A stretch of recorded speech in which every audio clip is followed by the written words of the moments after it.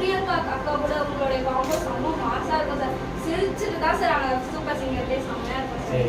Sir உங்கள் mister Ma Ka Pa channel நான் நிறைய தடவை பார்த்துருக்கேன். உங்கள் வீடியோஸ் எல்லாமே எனக்கு ரொம்ப ரொம்ப ஃபேவரட்டானது. நானும் என் ஃபேமிலியும் பார்த்து நிறைய சிரிச்சிருக்கோம். அதுக்கப்புறம் உங்கள் துபாய்